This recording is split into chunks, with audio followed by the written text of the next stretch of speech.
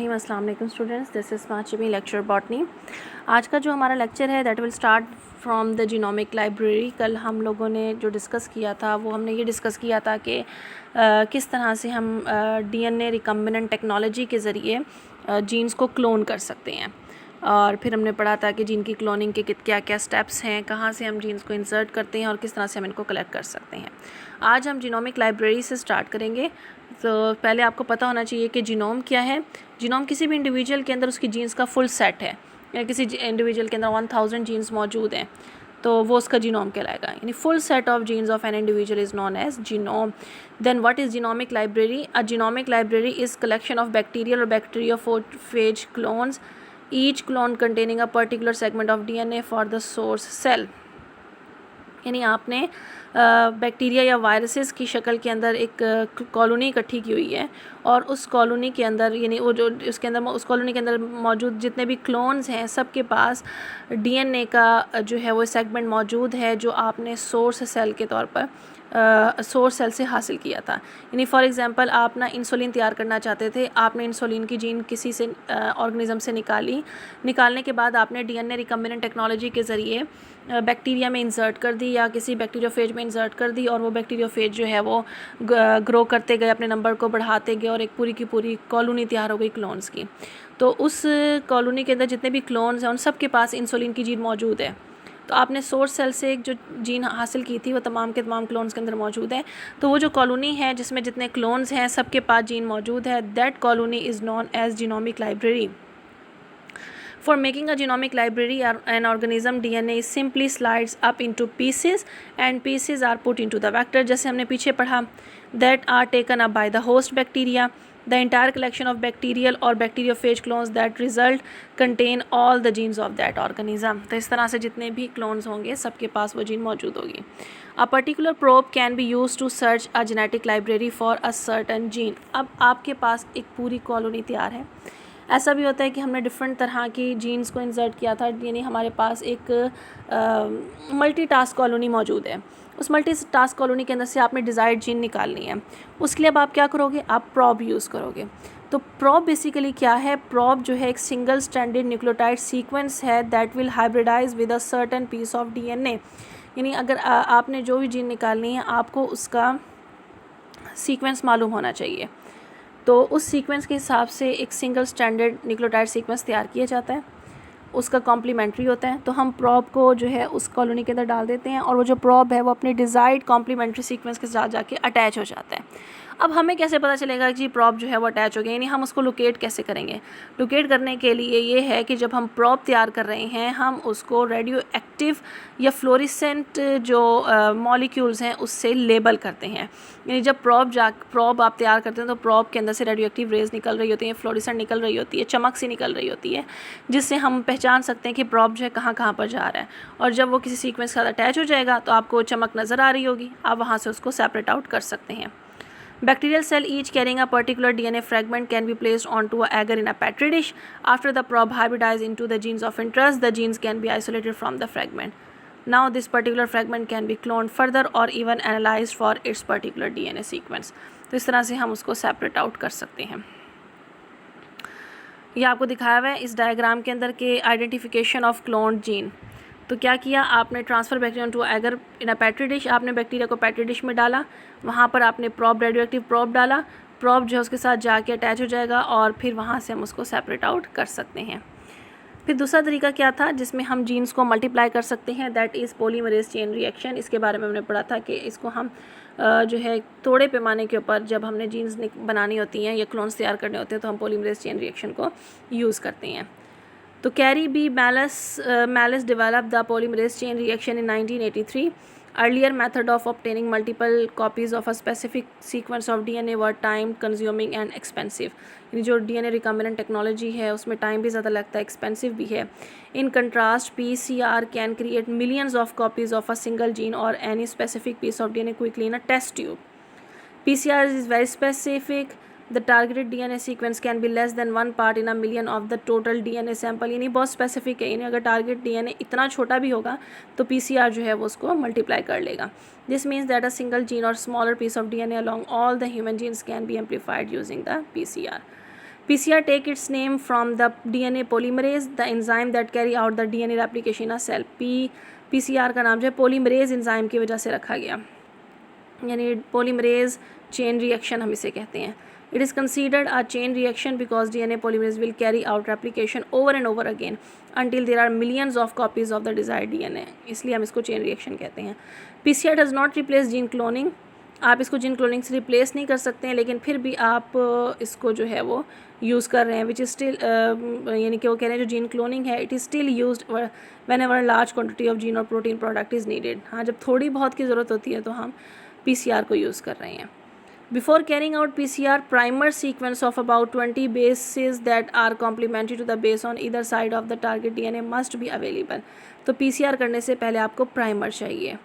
The primers are needed because DNA polymerase does not start the replication process. क्यों primer चाहिए? क्योंकि primer के बगैर DNA polymerase जो इस रिएक्शन का सबसे इम्पॉर्टेंट एंजाइम है वो काम ही नहीं करेगा, क्योंकि उसको अटैच होने के लिए 3' एंड चाहिए होता है, और जो सिंगल स्टैंडर्ड जगह पर 3' एंड जो है वो मिलता नहीं है, इसलिए प्राइमर की ज़रूरत पड़ती है. After the primer bind by complementary base pairing, the DNA strand DNA polymerase copy the target DNA. Importance क्या है या इसकी significances क्या है?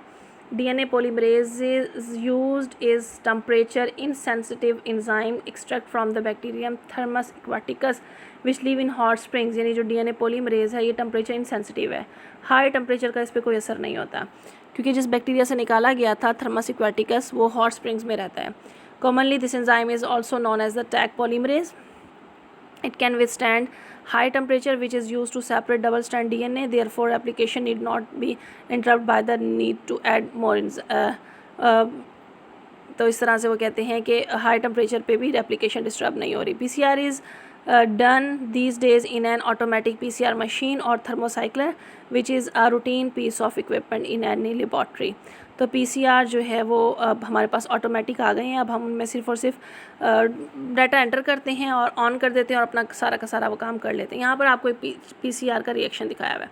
यहाँ पर देखिए आपके पास डबल स्टैंडर्ड DNA है, आपने उसको हीट अप किया, दोनों स्ट्रैंड इसके सेपरेट आउट हो गए, दोनों के साथ प्राइमर अटैच हो गए. प्राइमर के अटैच होते ही DNA पॉलीमरेज आया और उसने अपना काम करना शुरू कर दिया और कॉपीज़ जो हैं वो उसने तैयार कर ली. तो इस तरह से वो काम कर रहा होता है. Now we have analysing the DNA. The entire genome of an individual can be subjected to DNA fingerprinting, a process described in figure 23.6. इस फिगर की वो बात कर रहे हैं, यहाँ पर आपको दिखाया गया है. यानी यहाँ से हम एनालाइज कर सकते हैं DNA को.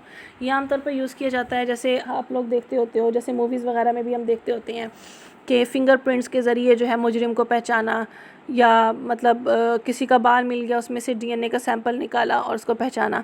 तो इस तरह से हम हमारे पास जो सैंपल्स होते हैं, सस्पेक्टेड सैंपल्स होते हैं, उनके ज़रिए हम जो है वो निशानदेही कर सकते हैं, मैचिंग कर सकते हैं. DNA इसको हम कहते हैं DNA fingerprinting. The genome is treated with restriction enzyme which result in a unique collection of different size fragments. Therefore restriction fragments length polymorphism exists between individuals. तो फिर क्या करते हैं, जो हमारे पास जीनोम आता है हम उसको रिस्ट्रिक्शन एंजाइम के जरिए छोटे छोटे टुकड़ों में काट लेते हैं. During a process called the gel electrophoresis the fragment can be separated according to their length, molecular weight or size, and the result is number of bands and they are so close together then they appear as a smear. तो हम ये सारा का सारा process जो है वो jail electrophoresis पे करते हैं. उसमें जो हमारे पास छोटे छोटे फ्रैगमेंट्स हैं वो एक दूसरे से अपनी लेंथ, अपने मॉलिक्यूलर वेट या साइज़ के हिसाब से सेपरेट आउट हो जाते हैं और फिर हमें एक कलेक्शन सी मिल जाती है. However, the use of probe of genetic markers produce a distinctive pattern that can be recorded on X-ray film. और अगर हम प्रॉब्स वगैरह यूज़ कर लें तो हमें इतना मतलब क्लियर नज़र आना शुरू होता है कि आप एक्सरे फिल्म के ऊपर भी इनको देख सकते हो. The DNA from a single sperm is enough to identify a suspected rapist. अगर मतलब एग्जांपल दी हुई है इन्होंने कि अगर किसी गर्ल का रेप हुआ है और ये पता करना है कि जी मतलब उसको नहीं पता कि किसने किया, तो अगर हमने ये पता करना है तो हम उसकी बॉडी से स्पर्म्स ले सकते हैं, एक स्पर्म को भी ले सकते हैं और फिर जिस पे शक है उसके साथ हम उसको DNA को मैच कर लेते हैं. Since DNA is inherited it's fingerprints resemble that of one parents. DNA fingerprinting successfully identified the remain of a teenager who had been murdered 8 years before because the skeleton of DNA was similar to that of the parent DNA. तो इसके अलावा हम जो है वो कि इन्होंने example दी हुई है कि अगर कोई बच्चा जो है वो 8 साल पहले, या कोई भी बंदा 8 साल पहले मरा था और उसके पेरेंट्स का नहीं पता चला था और अब उसके पास सिर्फ स्केलेटन रह गया, तो उसके स्केलेटन के डीएनए से भी इसके पेरेंट्स के डीएनए को मैच किया जा सकता है। यहाँ पर आपको जो फिगर दी हुई है 23.7 are given some DNA fingerprints. 23.7 A में देखें, वो कहते हैं it gives the comparison of child fingerprint with that of the parent. The child has receive DNA from both of his parents. तो इसमें आपको दिया हुआ है कि जी बताया हुआ है दरमियान में सी का मतलब है चाइल्ड, और एम से मेल पेरेंट मदर, और एफ से जो है फादर। तो यहाँ से वो मैचिंग बताई हुई है किस तरह से। अब आप देख सकते हैं चाइल्ड का जो डीएनए है वो फादर और मदर दोनों के साथ, यहाँ पर वो मदर के साथ मैच कर रहा है, यहाँ पर फादर के साथ, यहाँ मदर के साथ, यहाँ फादर के साथ, यहाँ दोनों जगह फादर के साथ मदर। तो एक बच्चे का जो डीएनए माँ और बाप दोनों के साथ मैच करता है। अच्छा 23.7 बी में देखें, show a case of distributed parents. अब यहाँ पर ये आमतौर पर ऐसा होता है बाहर के ममालिक में, ऐसा इस्लाम में तो खैर इसकी इजाज़त नहीं है। अब दो फादर हैं, दो बंदे हैं जो क्लेम कर रहे हैं कि ये बच्चा जो है हमारा है, मदर एक ही है, तो फिर जिस फादर के साथ डीएनए मैच कर जाएगा बच्चा उसी का होगा। तो इस तरह से आपको डिफरेंट दिखाए हुए हैं। फोरेंसिक के अंदर भी मतलब दिखाया जा सकता है। ये देखें यहाँ पर दिखाया हुआ है कि जी एक बंदा मर गया, विक्टिम, उसका ब्लड का सैंपल लगा लिया। अच्छा, उसके अलावा हमें वहाँ पर 2-3 जगह पर ना 2-3 सैंपल मिले खून के। अब हम ये मैच करना चाहते हैं क्या वो खून के सैंपल इसी विक्टिम से ही मैच करते हैं, और या मतलब खून की स्किन मिली, स्पेसिमन स्किन का मिला, तो अब हमें 2-3 बंदों के ऊपर शक है, तो अब हम उनके सैंपल के साथ डीएनए के सैंपल के साथ मैच करेंगे। ये जो स्पेसिमन स्किन सैंपल है जिस सस्पेक्ट के साथ मैच हो जाएगा मर्डर जो है वही होगा। तो इस तरह से इसको इस्तेमाल किया जा सकता है।